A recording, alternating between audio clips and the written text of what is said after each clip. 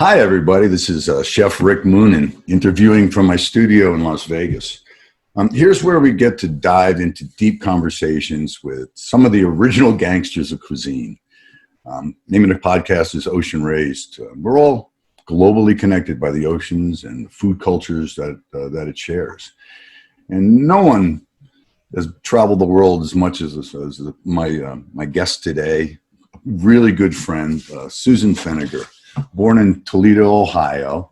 I consider her an iconic American chef, restaurateur, cookbook author. I think co-authored 6 different cookbooks, radio, social media, and television personality. Probably best known for her collaboration with Mary Sue Milliken, Too Hot Tamales. Did a couple of shows on Food Network. I think it was around 396. Couldn't make it 400, huh? But the two of them were recognized for changing LA's culinary landscape. Huge influences. Opened up in 1981, City Cafe. Moved to another location called City Restaurant, expanded and renamed it. I'm probably going to get some of this wrong, Susan, so just bear with me, please. All right. I know her most for Border Grill because I had a couple restaurants in Mandalay Bay for 13 years, as well as Susan still runs Border Grill, and opened up in 2018 in Mandalay Bay, barbecue, BBQ Mexicana. Delicious, delicious food. I can tell you personally, I've had it many times. And opened up Latino Flavor Ciudad. Do I say that right? Ciudad? Ciudad. Okay, see, I'm going to mispronounce a lot of things, so don't worry about it. It's normal. That was in 1998. And then, of course, went out on your own and opened up Street in 2009. Pretty much influenced by the cuisines of India, France, and Mexico. Prior to the shows on Food Network in 1993, Feniger, Susan, and Mary Sue appeared on with Julia Child in her PBS series Cooking with Master Chefs, which is a huge deal. That's no small accomplishment. I love Cooking with Master Chefs. You also appeared on Sabrina, the Teenage Witch. That's awesome. And you also prepared the food that was served on the movie Tortilla Soup. Graduated from my alma mater, the Culinary Institute of America. Went to Chicago to work at Le Perroquet. And then you went to LA, worked with Wolfgang at La Maison, went to the French Riviera, came back, opened up restaurants. Your list of things goes on and on. I just want to name a few of your awards because it's just very impressive.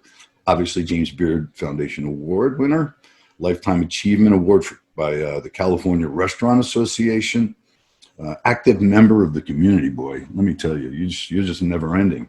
You sit on several boards. Scleroderma Research Foundation, which I want to talk to you a little bit about, obviously. The LA LGBT Center, LA Tourism and Convention Board. So that's amazing. Works with Share Our Strength, Human Rights Campaign, and a co-founder of the Chefs Collaborative.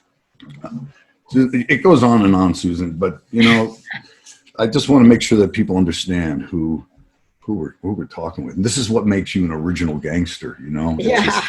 And I can't. Old. I try to say it in a nicer, softer, gentler way, but that's true. And I thank you so much for your time and sometimes it's the hardest to interview a friend, and I consider you really a friend. Over the years, we've spoken so many times, we've done a lot of things together. And I just want you to tell some stories about yourself. Toledo, Ohio. Let's start from the beginning. What was that like? Tell me about Toledo, Ohio. Oh, gosh, that was so long ago. But, it's still, my brother still lives there with his wife. My parents are gone. But, it was a great place to grow up in many ways, I can't say food-wise it was that great, but my mom was a fantastic cook. Okay. So she had great taste buds. It's one of those things like where she'd make, you can go to someone's house and they make a salad and it's like, okay, like, do you put anything in it? Like at all? You know, and my mom would like, even still now, I'm shocked by people that are foodies and you go to their house and they make a salad. It's like, what is this? You know, it's like they get the lettuce, wash the lettuce, and then that's it. It's a weird thing. But my mom was really, she had that, and I think I probably got that from her, you know, where she just had seasoning wise, she would always like season in a strong way, whether it was Lowry salt or paprika or, you know, she just, she knew how to season. And so, and she cooked a lot. And I don't know that I mean, I did when I was really young, you know, I would lick the fudge paddles with her and make Velveeta cheese dreams with her with tasty white bread, margarine, and Velveeta. And we would make those like a stack of them, like you'd brush them with margarine, melted margarine. Yeah. Take the crust off, brush them, stack them, and then she made this Velveeta cheese sauce. Well, Velveeta cheese, if you call it cheese sauce. And then you'd roll them, and then we'd put them in the freezer whenever guests would come over, which would happen like every Sunday afternoon. All of a sudden, we'd have a house full of people. She'd pull these out of the freezer and put them under the broiler. And Rick, they were amazing. Honestly, they were, I wish I could remember, and I don't have a recipe for them. They were so good. It was like, okay, this is either childhood memory or they were really good. Well, that was your street food. Yeah. No, and she did these, I had such vivid memories. She made these little toasts that had peanut butter and, you know, like a chutney that you could buy back then and bacon bits. I mean, she was a good cook. So I think, you know, that influenced me a lot. And we, you know, Toledo's a small, you know, city, but there was a lot of. Did you know Jamie Farr? Not well. Isn't he from Toledo? Yeah. Yeah, that's a bunch of, you know, there's a bunch of people from Toledo. Now, of course, I'm blanking on all of them, but. No, it doesn't matter. Didn't have to study for this quiz. Yeah, but there was, you know, we would get from farmers that were around, we'd get corn on the cob, we'd get cherries that were picked from Michigan, or we'd go just up to Michigan to get cherries. There was sort of, there, you know, and both my mom and dad were great gardeners. So, and then when my dad was young, he was in the flower business. He had a little place called the Flower Market. And so they were both into gardening. So, you know, we'd have bunches of herbs. It's not that they were some sophisticated cooks, but they definitely had that little bit of a passion for, you know, picking mint and making, you know, mint juleps and, you know, so I don't know, Toledo was, you know, for me, I was a total tomboy growing up. And when I was in high school, I became very rebellious and, you know, only wore, you know, used clothes from the Salvation Army. And then I was rebelling from my parents. So I, you know, got a job at Smith's Cafeteria, my first restaurant job, where I made French dip sandwiches. And really, I think that sort of opened my eyes to restaurant world. Not that that stayed my focus, but I really loved the energy of that little kitchen. Yeah, it was very fun. Your family, your home, it was a Jewish background, wasn't it? Wasn't it your parents? So was there any of that influence? Yeah, for sure. Not, you know, we weren't very religious, but you know, we were Reformed Jews, and yeah, I mean, things such as, you know, my grandmother, my grandmother Sylvia, my Aunt Faye lived right next door to each other in apartments, matching apartment buildings. And I would spend many Saturday nights over there, and Sunday morning would go, and my Aunt Faye always made chicken liver and eggs for breakfast. See, that's what and my grandmother would make blintzes. So that was there. And then, of course, always things like noodle kugel and brisket. And I don't know that goose, but goose was my dad's favorite. So we had goose often. Oh, see, that's not normal. Huh? Yeah. That's not normal. No. And duck, too, both. And so, you know, yes, there was some, not a huge amount, but some of, I mean, certainly that kind of thing. Like we had brisket all the time. We had noodle kugel all the time. frozen fruit mold, you know, a carrot ring with peas. So it was, you know, but all that kind of stuff, when it's made well, is really delicious, you know? This is the food that, you know, we remember. These are our childhood memories. These are the comfort foods of our lives. And no one, it's hard to find someone, I think, in my world that understands comfort food better than you. So you grew up, you mentioned you have a brother. Yeah. Was that you just two children? And my sister. And my sister. So my there's brother's three of the you. oldest, sister, and then me. Okay. So did you guys cook together at all? No, my sister can't cook at all. Although for 40 years, swear, Rick, for 40 years, my sister's been saying, you should take my brownie recipe and, you know, make it and then sell it in the grocery store so I can become rich. And it's like, okay, I'll do that. There's no brownies out there that, you know. And it's your brownie recipe. Whose brownie recipe? It's mom's brownies recipe, you know. There you go. Well, it doesn't matter where it comes from as Yeah. long as it's good, right? Yeah. But, So when did you start getting serious about food? I mean, what was the change that said, hey, you know, I'm going to, did you go to culinary school first and then? No, okay, no, I was, you know, I started in college in Vermont at a Goddard College, an independent study school, total hippie school. I think I was the only one ever in the library. And, you know, I was very focused because I was an Ayn Rand follower in high school, read every Ayn Rand book. And now, of course, I don't, you know, follow her at all. But back then I was, you know, I think my boyfriend's mom was a big Ayn Rand fan. So I became an Ayn Rand fan. So I was very focused. In school, I dropped out after the first semester, and then I worked for a cabinet maker up there, sanding furniture. That was all. I mean, in Vermont? In Vermont. Where in Vermont? It was Plainfield, Vermont, is where the college was, and then I lived in Marshfield, which was like a town of like 300 people. Right. I lived in Ludlow. I mean, I get why that from were you there? I did my externship there from the Culinary Institute of America. And, Oh, you did? What was there?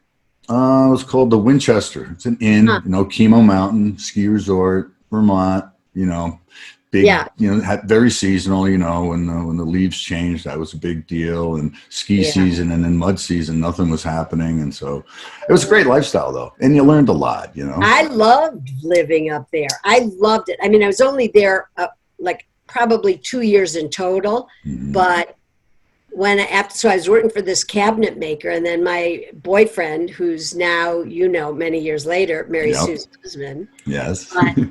We, you know, he dropped out of school. We both lived up there. He worked for a dairy farmer.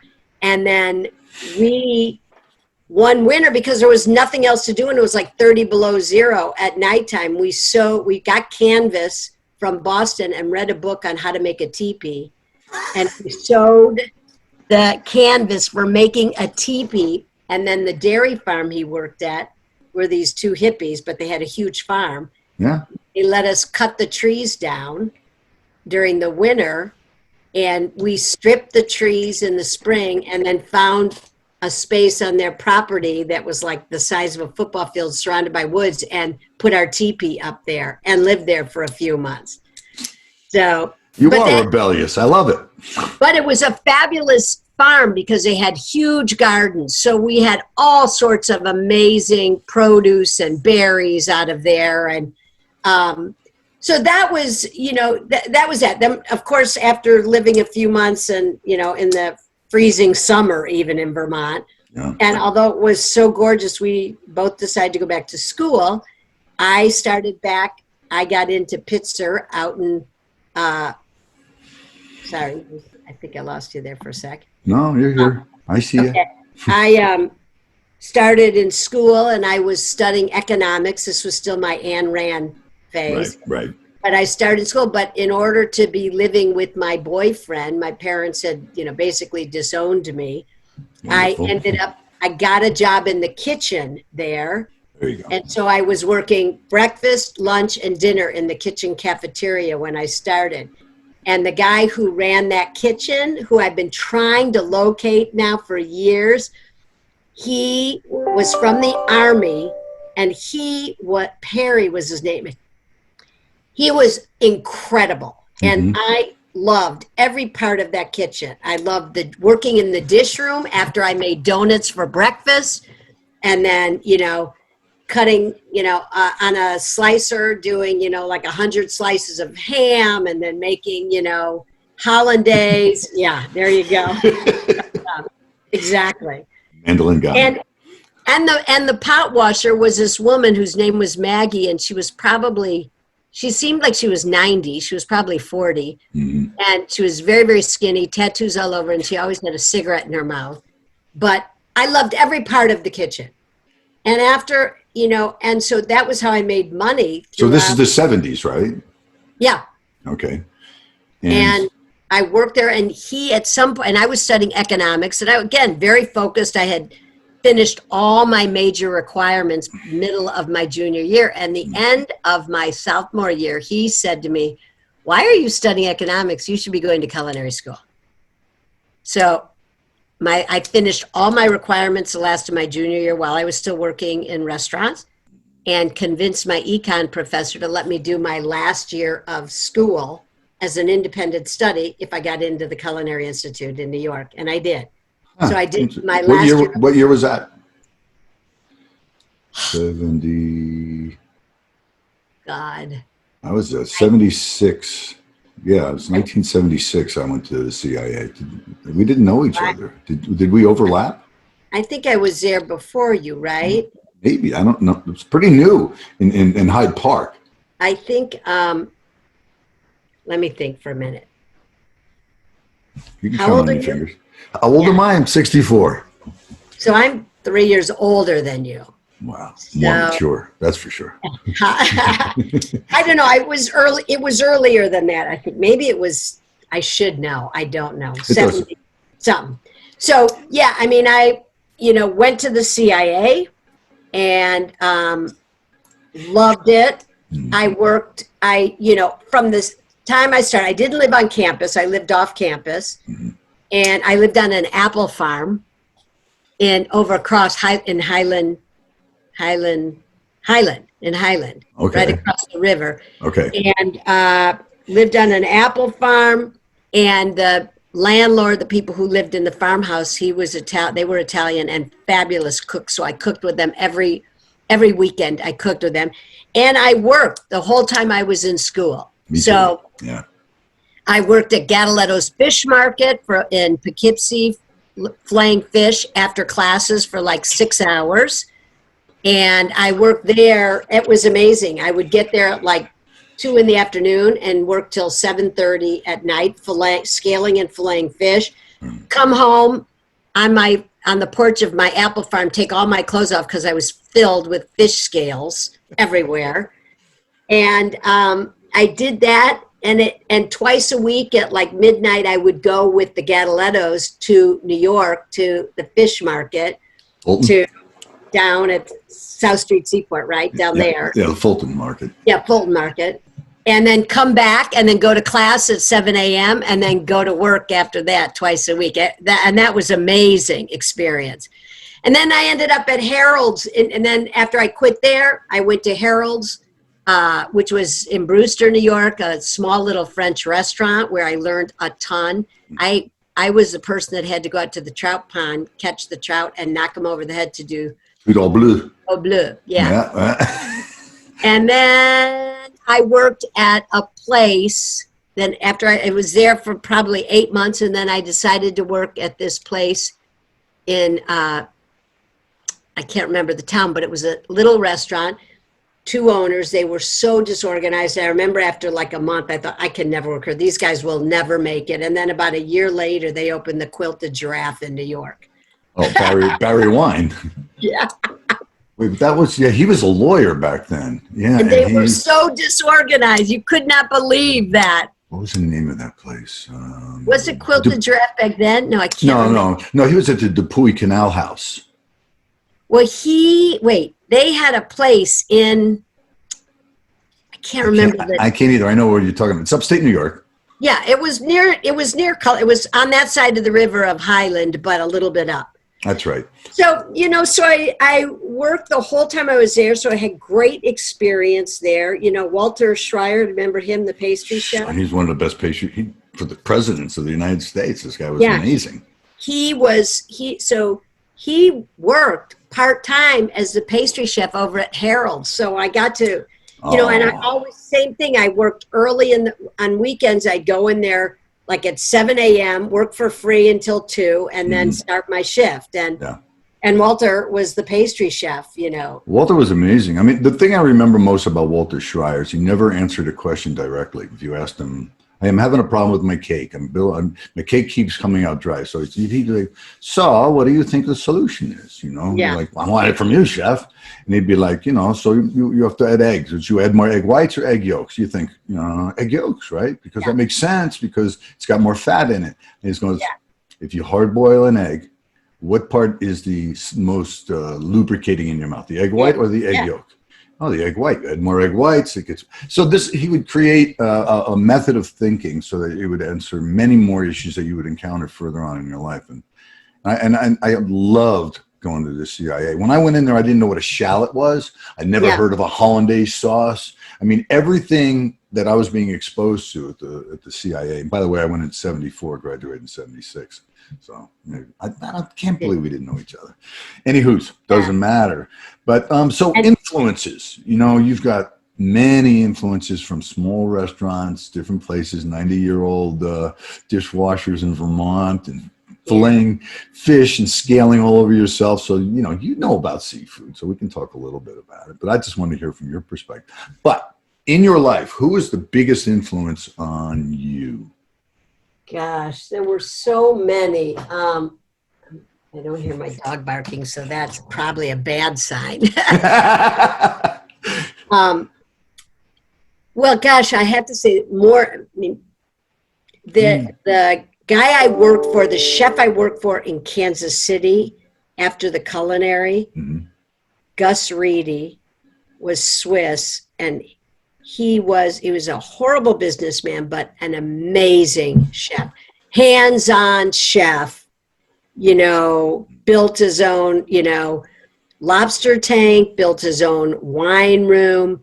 And I convinced him to let me come work there. Again, it was something about, I always offer, I'll come work all morning, because he would be there early in the morning. He was the owner. So he'd be there before the restaurant only opened at dinner. He'd be there doing all the pastries, going wine inventory. And so I would go there for nothing, work with him the morning shift, and then clock in for the night shift. And it was at the Ramada Inn in downtown Kansas City. It's called Le Bon Auberge. He was a huge influence. I love the way he worked, the way he was. I still feel like I'm very hands-on in our restaurants, and I always. That's something I can confirm. Every time I see you in the restaurant, you've got an apron on, you're behind the stove, you're always doing it. You're never one of those to delegate and have everybody else. Like, you delegate, obviously. Eventually you learn you have to, but you're a lot like me. I do the same thing. I was always just, not let me. I got it. Let me do it. We're carrying. We've done how many events in our lives for charities? Thousands, probably. And every single one, I'm pushing the food in myself, setting up the stations, doing all that. For sure. So he was a huge influence. And then my friend who was a chef who moved to India. And when I first opened City Cafe, I took my first trip to India. He was running a kitchen at the ashram where he eventually moved and lives still. He's been there like 40 years. He was also a huge influence for me. When I took my first trip, I hung out in that kitchen for about 3 weeks. And after that, I took like 5 or 6 trips and hung out with the women who worked there, like 20 different women from the small village, and hung out and worked with them. And so he was a big influence too. I think that was probably, this was after, culinary, working in French restaurant, working in France for a year. And then I went to this ashram. I think Alan and that group of women shifted where the direction of the food that I love to cook and eat went. So it went from country French to, really sort of like you're talking about, very sort of earthy and comfort food, which is what I was drawn to in the French kitchen, to all this sort of interesting spices and that direction. And I think that's when I came back, and we had just opened City Cafe like a year before, and it was all sort of dishes we'd been learning in French kitchens. Suddenly we put on a potato bhajia, and then an Indian vegetable curry with dal and chutneys. And so our menu started to become very mixed of all of our French, la confit duck, cassoulet, pot au feu, and potato bhajia, spinach, curry. So it became very, that's where we got that whole thing for our city cookbook, which was food from cities all around the world. Yeah, that was a great book, by the way. Love it. Have it. It's not in my room right now, but I have it. And yeah, I like that. Let's go into the star categories a little bit here, because it's kind of fun. Where and how did you get to know Julia Child? I mean, I know you've had influence on you as well, I believe. Yeah, Julia for sure. I mean, I think the first time we met Julia was when we had opened City Cafe, which was in 1981. Right. It was 9 tables and no stove in the kitchen. The kitchen was like 10 by 10. I had just come back from the south of France, working a year in a 3-star restaurant. And my friends who owned LA Iworks on Melrose in LA had this opportunity for this little tiny coffee place where they wanted, and they were they had many of their frames made in Italy, so they wanted an espresso bar. Right. So right next door to them, this tiny little place, and it was like, okay, I'll come cook. I had a hot plate, got another one, 2 hot plates, and 2 hibachis in the parking lot in the back. And the first special that I put on the menu was from Le Perroquet. It was pickled veal tongue with a lobster sauce and sauteed pears off the hot plate. Come on. How'd you pull that off? You must have been cooking for a long time on that hot plate. That hot plate, I got 2 hot plates, so the tongue took, forever on a hot plate. And then had to make a lobster stock on the other one, and then made the lobster sauce. And then, to order pickup, you had, your 2 hot plates, and the hibachi was whatever, like, skirt steak special. When I opened City Cafe, I then had, Mary Sue and I had met at Le Perroquet, right? So she was still, and then we ended up, both of us in France at almost the same exact time, her in Paris, me in the south of France. And when at the end of both of our year there, we decided we should try to open a restaurant together, which neither one of us had any money or anything. She went back to Chicago. I came back to LA, opened up this little tiny City Cafe. And 6 months later, I convinced her to come out and be there with me. She was working in a 2-star restaurant in Paris. Right.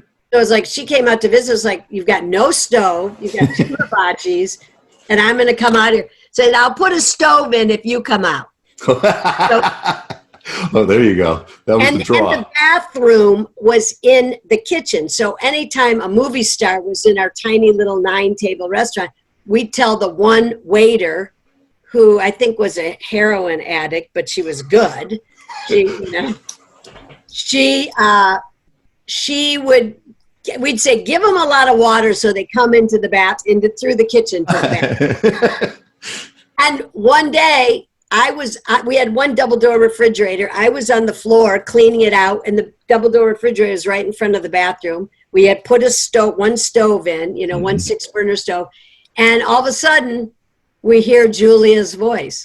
Oh, there and you go. Julia was at City Cafe and came in and, said, hi, girls, and sort of knocked her head on the pot. The kitchen was tiny. Oh, she's huge, though. She's huge. And she leaned over and, I was on the floor in front of the bathroom cleaning out the walk-in, the little reach-in. And that's where we met her. The first time we met her was at City Cafe. And after that, it was history. We did tons of this stuff with her, as you did. And, she was amazing. We loved her. And up until, you know, I think we emceed like her 80th birthday party. And, you know, we did, you know, the cooking with her, the Julia Child.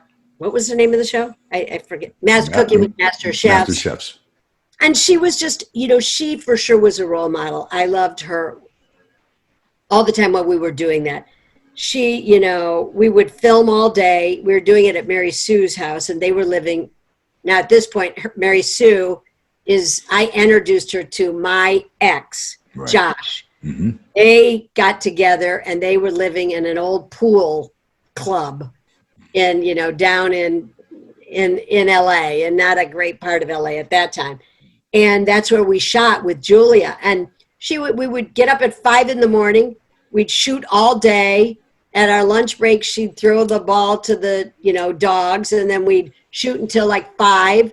And then we'd go to Border Grill for dinner. Did we have Border? Yeah, I think we had Border Grill Santa Monica at that time. Go to Border Grill, have dinner. We'd drink all night, and she'd be, you know, there with us, and then back at 5 a.m. She was incredible. She helped in this industry. She helped to just shed the potential, you know, pretense really of cuisine. You know, she let everybody relaxed. This is not that hard. It's so easy. You know, all you have to do, you know, is start it, and you can always make adjustments. She influenced a lot of people. Really, she was humble and fun, and you know, she loved to learn and to teach, and she was a great educator, but she was also a great student. Yeah. And I think, you know, that whole spoof on Saturday Night Live was so her. It's true. She was just fun and funny and didn't take anything too seriously. And yet she was very serious. You know, she was great. Yeah. She was really great. A huge influence for sure. I agree. And her name comes up pretty much consistently with these interviews that I'm doing on this podcast. Now it's 1994. Food Network starts. Where are you at this time? Let's see. So we have, at that point, we'd opened our little tiny city cafe. We'd taken our first trip to Mexico. We turned it into a little Mexican restaurant. When Mary Sue moved out and we had City Cafe, and we decided to open the bigger restaurant, City. Right. We were trying to decide, should we turn the little City Cafe into a Japanese noodle house or a taco stand? Taco stand won. So we took our first trip to Mexico. We opened City Restaurant, the big one, which was 5,000 square feet, so a big jump. Put a tandoori oven in that one. And then we opened Border Grill in Santa Monica in 90. So we had these 3 places then. Right. And we, I guess we got asked to do, something on Food Network. It was like a day, what was it called? Like Chef for a Day or Day with a Chef or something. I can't remember what it was. So we went there and did it. I think it was 5 days of shooting. And then it was when Reese was the guy who started Food Network. Mm-hmm. With Robin Leach too, right? Wasn't Robin Leach half owner in the beginning? Yeah. Another good friend of ours. Yeah. And we got asked to, you know, if we wanted to do a show and come up with a name. So we were like, okay. Just like that. Yeah, it was because, you know, it was the very beginning of Food Network. Sure. And so we came up with the name Too Hot Tamales, TOO, Too Hot Tamales. Right. And I mean, really, it happened very quickly, very different than now. And well, your synergy was unmatched. You and Mary Sue were perfect together. You know, just you bump into each other, you do things, and it was a continuation of the very thing that Julia Child really just branded, so to speak. You know, and you guys were unbelievable. 396 episodes. We would go to New York for a week to film. This was so interesting.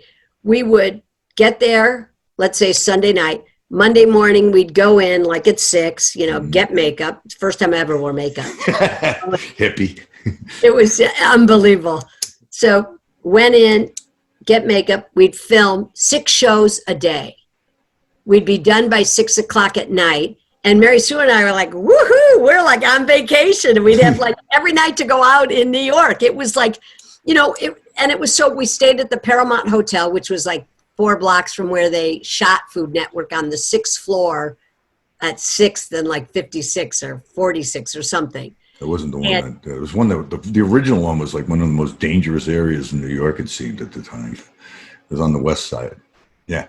Yeah, I don't know where. So this was, I don't know. So okay, so 2 old chefs trying to remember things. That's what the podcast is all about. Yeah, exactly. So we would shoot 5 days straight, 6 shows a day, 30 shows a week. Insane.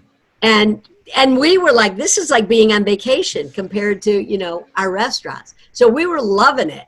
Yeah. And we shot 300 and however many, shows of Too Hot Tamales and Tamales World Tour. So you were never nervous at all. It never seemed as though you were. I mean, you guys were so natural.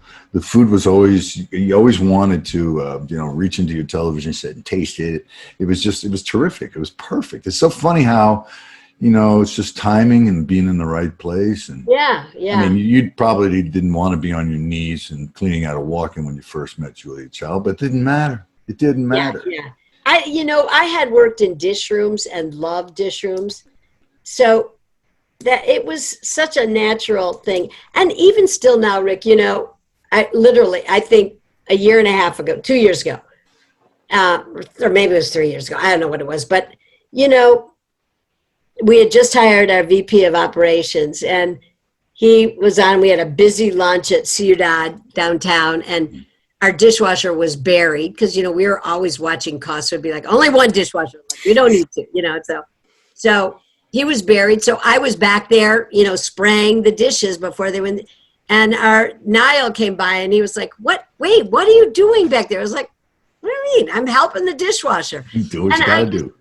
And, I think, I think that's why we've survived in some ways for 40 years, is that we've always been very hands-on, and involved with our staff and had great respect for the people who work for us, whether it was a dishwasher or the VP of Ops. And so, I don't know. I mean, I think it's, the same with Julius. I think she was very passionate and, and sort of sent that message about being respectful of people. And I feel that way. We consulted years ago for Caroline's Comedy Club in New York. Right. Okay. That's answering something I was going to ask you about when we talk about scleroderma, because it's something that it's so funny, and I'll just bring it up a little background. Is you would send me an email and asking to make some donations for this something I couldn't even pronounce it. I didn't know what that was. What scleroderma and all of these things is one of the multitude of charities that we've both been involved in over the years. Right. But it's become a bigger and deeper concern of mine because you ended up passing along scleroderma to a good friend of mine. No, I'm kidding. That's what he says. Exactly. Well, tell me the story. Tell me the story of Sharon and you and going to school together, et cetera. And I know this is an emotional subject. My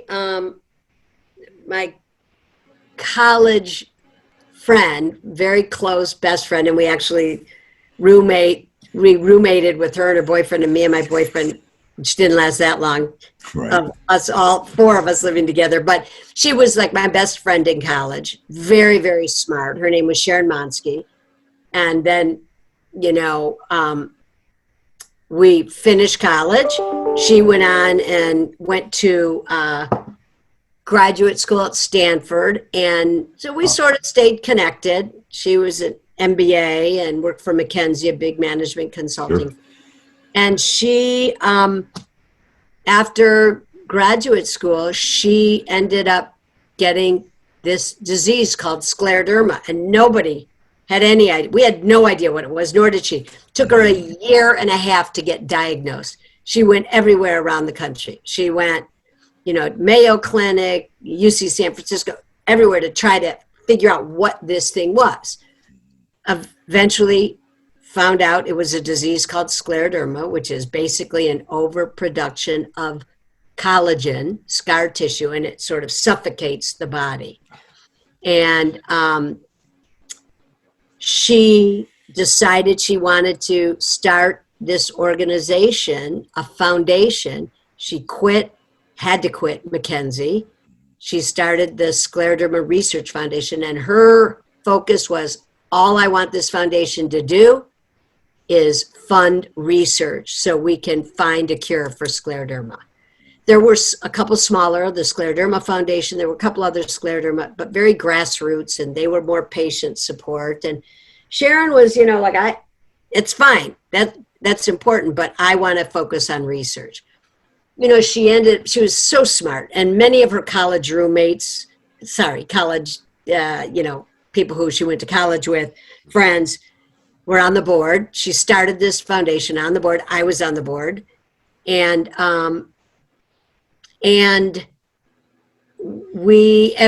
she ended up on the honorary board of the National Institute of Health. And the people that became on the medical advisory board were very important people through, like Bruce Alperts, just people that were very well-known scientists. And she sort of came up with this thinking that that she wanted to cut through red tape for grants that were given to scientists. She wanted to, with the medical advisory board, be funding research that was new and outside of the box thinking. So she was very ahead of her time. And the way she wanted to fund research was, there was requirements of collaborative research, which really isn't done much in the medical world. Usually people hold all that individuals. Yeah, and so that they can publish it and blah, blah, blah. And her requirement was, no, information has to be shared.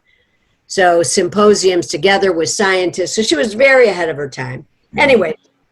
Well, how you decided to raise money or was through comedy. Yeah. Right. So which brings us back to the Caroline's, the comedy club, right? Yeah, exactly. Mary Sue and I were doing some consulting for Caroline's Comedy Club in New York.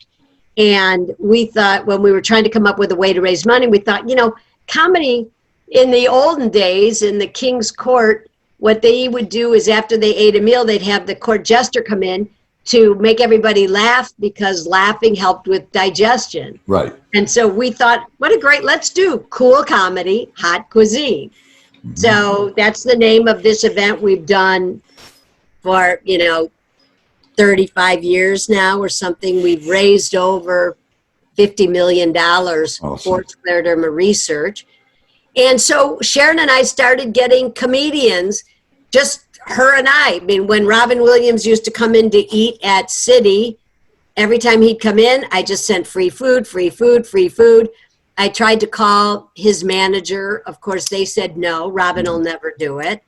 And so then I called Caroline and said, what do you think? She said, just keep trying. Every time he comes in, just go ask him. So eventually I did. And he said, I don't know. And we were doing this event, our first event at City, and we had gotten Richard Belzer through Caroline, Judy Tenuta, these jugglers, Ellen DeGeneres, and so that's who's going to do it. And we had people like Linda Gray, who I got involved. She was a customer, and Mary Lou Henner, and they were all coming to the event. And 2 days before the event, I got a call from Marcia Garces, who was his nanny at the time, Robin's nanny, saying Robin will come, but he's not going to perform. Of course, he came. And within 20 minutes, he was up on the stage. Of course, you can't stop Robin. Over the years, he did it 7 or 8 times, and Lily Tomlin and Jon Stewart. And then one year, 10, maybe 7 or 8 years into it, Bob Saget did the event. Right. He just did it as a comedian. And 2 years later, his sister was diagnosed with scleroderma. Wow. So he's been on the board ever since. So we do. It's a lot more common than people think. It's a great. It doesn't have an embraceable name. You know, it's just like I've sat on discussions with how to make donations towards the Scleroderma Research Foundation more prolific. Let's get some money into this. Let's find a cure. I mean, my good friend Savile Kellner has the most systemic version of the scleroderma. Yeah. And you just done a lot of things, and it's just amazing. And that's just one charity. And I just wanted to focus on that because this is you. Now multiply that by 50, and that's you every single day. You're just constantly running. You've been all. Rick, you've been amazingly generous over all the years, and it takes, I think giving back is part of in our blood. And, I think we get so much from the community to support us that giving back is an important part of what we do. And you have certainly been crazy generous with your time, with food, with your staff, and supporting so many of the causes that we believe in. Yeah. Well, we're not done. So there we are, me and you, 10 years ago, Top Chef Masters. Tell me about your experience. I don't think I've ever spoke to you about that. I know it's a heartbreaking, crazy time, but what was it like for you? Now, you've had a lot of experience on television prior to this, so I'm like, hey, you got to be a veteran. You got to be the best. Me, I'm like, freaking out. Yeah, after I said yes, and I only did it because I had just opened Street, and the staff was like, "You've got to do it. You've got to do it." It's like, after I said yes, I thought, like, what the hell? Why did I say yes? I do this stupid thing. Oh, I had a similar. This is what happened for me. I'm going to tell you really quick. I'll let you continue. I'm sorry, but it's in my head. I'm crazy. ADD comes out of me. Over the time that I've had my restaurants in Mandalay Bay, 3 separate times I had someone that worked for me in the kitchen. They would come up and say, "Chef, I've been asked to be a contestant on Top Chef." And I'm like, well, that'd be great. They wanted to get my support because they have to be away for a certain number of weeks in order to do the series. Right. And I'm like, that sounds great. And then they go back for a second interview and a third interview and all this, and none of them ever made it on the show. So I get a phone call from the girl that's the head of public relations for MGM. We were both then, which was Mandalay's and MGM property. Yeah. So she calls me up and she says, they've got this new show called Top Chef Masters, which is, chefs that have restaurants. They're not just cooks aspiring. You've got an established name and brand, and we want to know if you'd want to do it. So in my head, I'm saying, I'll never get through the process. This is going to be a 2-month discussion, Yeah. No problem. Sure. Hang up the phone. Next day, I get the phone call back. What's your schedule? We're good. What do you mean? What's the schedule? Well, what's your schedule? Because you're in. I'm like, I didn't even talk to anybody. They were just throwing this together. And then I hung up the phone. It was one of those, holy smokes, man. I don't even know. I don't have a clue. Yeah. It's not like I watched the show a lot. Right, I really was really into it. So watches cooking shows. Well, hopefully for you, a lot of people. Yeah. But it was crazy. I remember I had an apartment at the time in Las Vegas. I got all the CDs of prior shows so that I could study what type of challenges and what was winning and what wasn't. And then there's no other way you can't study for that kind of stuff. You just go in there and wing it. Yeah. Oh, stressful. Yeah, I was very nervous to do it. I think it was the competition.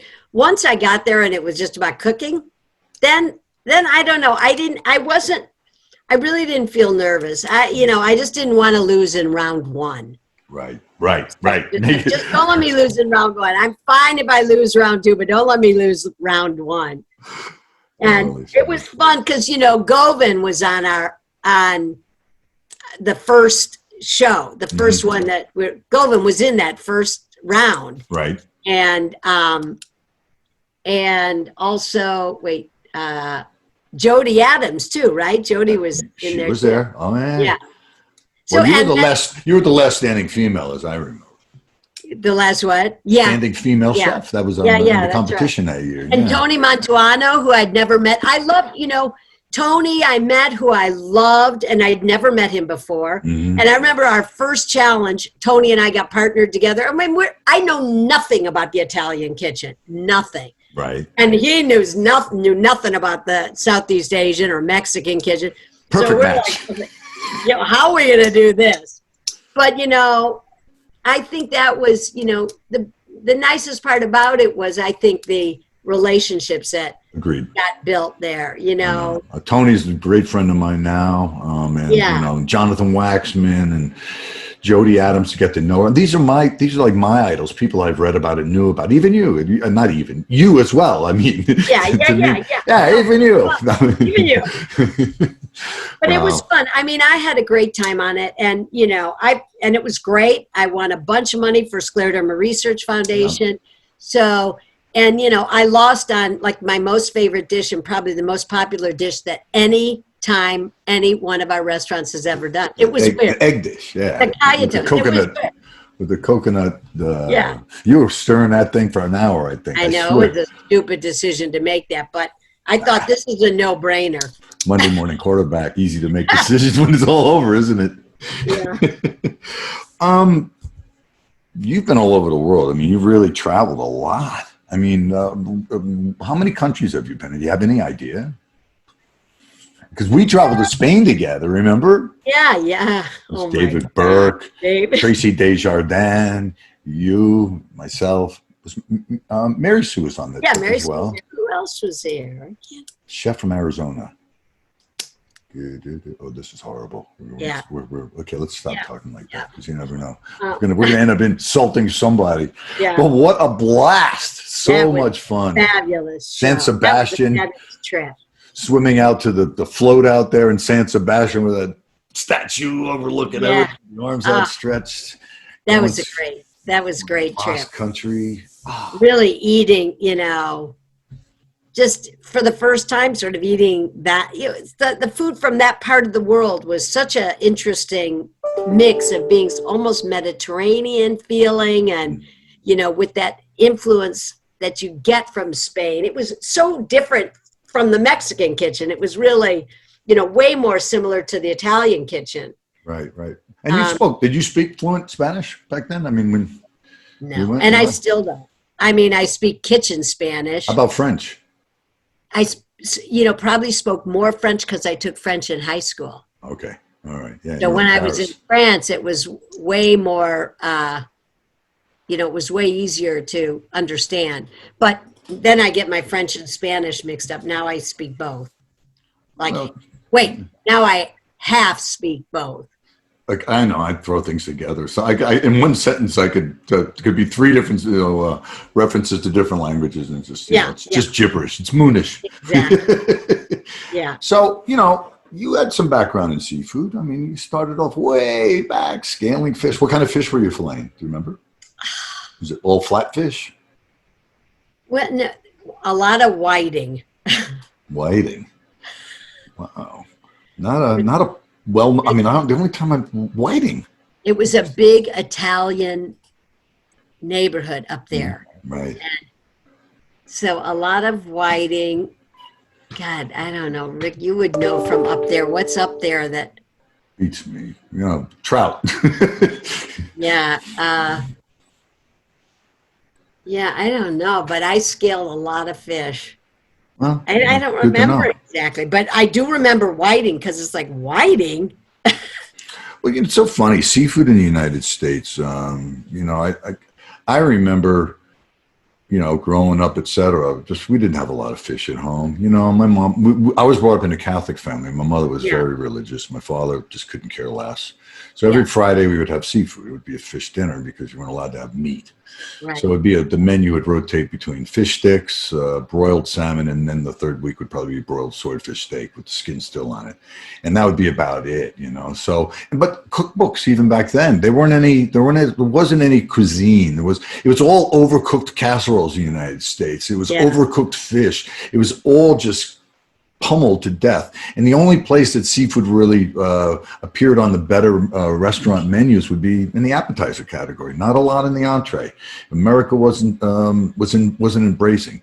But a lot has changed. I've seen an awful lot of things go on, and I remember when it came to aquaculture, and Forever Oceans is a startup aquaculture company that's doing things differently. They're doing things that are very sustainably based, all the different concerns, et cetera. And I want to educate a little bit more on that going forward.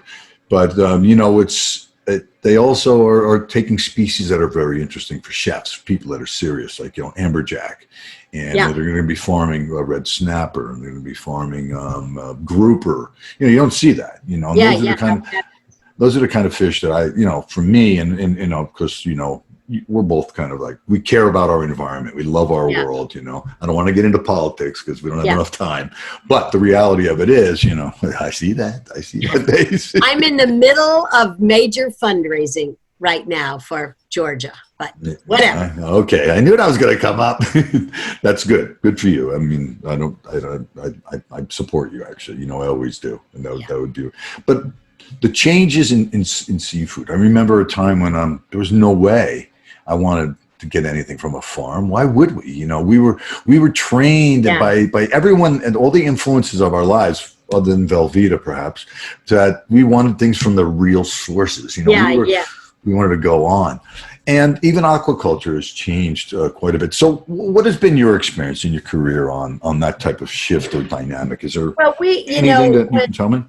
Well, so, certainly, I mean, back in culinary school, the fish class was like, there'd be 30 students for one fish. There was no fish class when I went, so you did go after me. Huh? There was no fish class. It was meat. You just learned how to break down. I think mine was in international. Bruno Elmer. Yeah. Okay, so that was part of the class. It wasn't even really on seafood. Yeah, no, and it was like one salmon for 30 people or something. Yeah, you get to pull a pin bone out. Yeah, exactly. So when Mary Sue and I started, and that's interesting, I have a picture right here on our wall that is, I'm just going to show you anyways. Right. That is Mary Sue and I. Can you see that?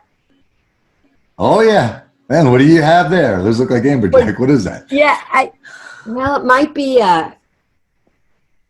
could that be a yellowtail? Yeah, hamachi. Yeah, we were down at the Japanese fish market. We used to go down to the Japanese fish market 4 mornings a week. We would go to the produce market at like 3 in the morning, and then we would go have Chinese food at Paul's Kitchen in downtown LA at like 5:30, and then to the fish market, Japanese fish market. We were always the only 2 women at the Japanese fish market. You can imagine back then in 81. And we discovered black cod. I'd never had black cod in my life. Sable. Black cod, flying fish eggs, monkfish liver. To be cool. It was just like unbelievable. We were, daikon radish sprouts. It was just, we were like, oh my God. And so we started monkfish, so we bought all of our fish at the market. We would go there, buy it and then bring it back, and filleting was easy, obviously, because I had been filleting forever. Mm-hmm. But I think that's where, black cod was like my favorite fish. It still is probably my favorite fish ever. Mm-hmm. But, and then of course, then things started to shift, Chilean sea bass came in and, sure. Different hemispheres, similar fish, different hemispheres. Cold water, deep water fish that have got tons of fat in them, which was fantastic for kitchens because, if you have a cook that might overcook something for a minute or so, it doesn't matter with these fish can handle it. They were like bulletproof, you couldn't screw it up. Yeah, we did not even that long ago, probably 5-6 years ago, for 400 people, black cod for a cool comedy. And I filleted every single one of those fish. Talk about the way my apron looked afterwards, like fatty, But you were shiny. Yeah. But, I think we, we took one of our first, I don't remember when it was, but went up for a weekend to Monterey Bay Aquarium for one of the weekend, conferences, and learned so much and learned about how we were destroying our oceans. And we came back and made the decision we were taking anything, for sure, Chilean sea bass off the menu, and any fish that didn't get the okay from Monterey Bay Aquarium. Right.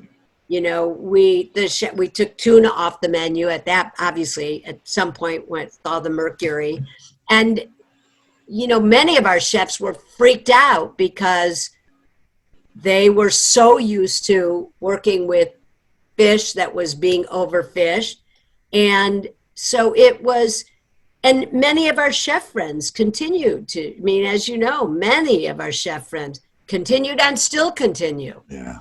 No, I remember these conversations. We had a lot of conversations about this, over the years. And it's hard for me to be quiet. I want to let you talk because it's exciting to me, But it was, I think, you have to, on all levels, there is a level of commitment. And, Rick, you're way, way more informed than I am on this. But I think there's a level of commitment and a responsibility that I feel we as chefs have to the environment, to taking care of our ocean, to taking care of our environment. I feel a responsibility, for political views, even though everyone in HR tells us not to, but I do anyways. But, and to have a voice about things that are important to us as in running our business. And so it's always a balance of cost versus what's the right thing to do. And so, I think we've always made the decision of that we have to do the right thing as much as we possibly can and still stay in business. So so we're not money hungry. It's good to make money, obviously, to have a life, but we have made a lot of tough decisions in our lives that weren't necessarily going to bring us that, because we had to do the right thing. These are the discussions we had over the years, and it's really, truly one of the main reasons I love you so much as a human being, as a chef, as a restaurateur. Your insatiable curiosity, willing to travel the world, go to markets at 5 o'clock in the morning, sleep be damned. Let's just get her done and do the right thing. You are one of the most pure, wonderful human beings, resilient, innovative, constantly moving forward. I love you with all my heart. I truly mean that, Susan. Oh, truly. You're so sweet. Thank you. I feel the same way. Yeah. Same way. And I look forward to the day where I can stand next to you and we can fillet some fish together and just yes. shoot the poop. Yes. Well, I'm excited that I think when we get back happening in business to hear what Forever Oceans is doing, that'll be very interesting for us. I'll keep you in the loop on it. I'll make sure that when products become available that you get some in your hands. Now you travel back and forth a lot. I'm Mandalay. Are you in Vegas all that much anymore? Not now. No, I'm really, before COVID, I'm in Vegas all the time. Right. Right now, I'm not. I'm really honestly trying to work from home as much as I can. Yeah, it makes sense. I'm old. Shh, stop that. I've got tons of energy. I don't want to get sick. And in LA right now, it's, like it is everywhere. I'm just trying to. We can't say we're old. I interviewed Jacques Pepin, and man, that guy never stops. Never. He's got she's unbelievable.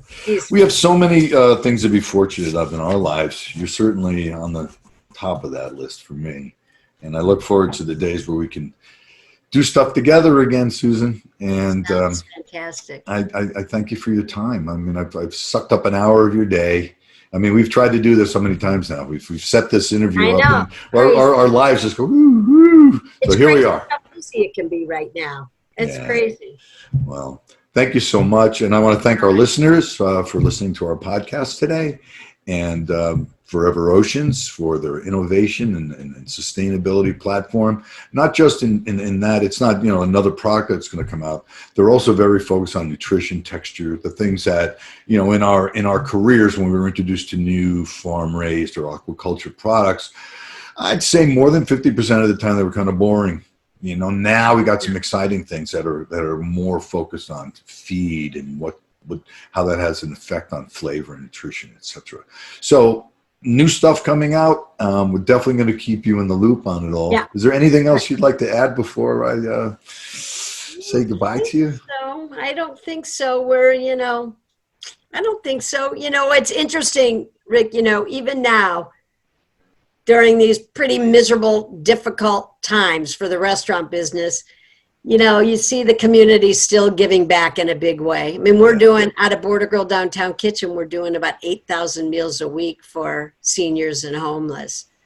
And, you know, we started a culinary program a year ago at the LGBT Center where I'm on the board. Yep. And we're doing Pride Pantry where we're doing, you know, feeding seniors, feeding over 500 meals a day for youth and seniors that are food insecure through the culinary program there. So it's, you know, it's amazing, the industry that's hit so hard yet still giving back.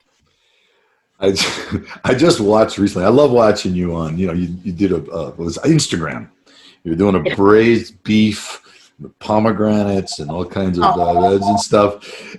And you called your wife Liz. Would you call her?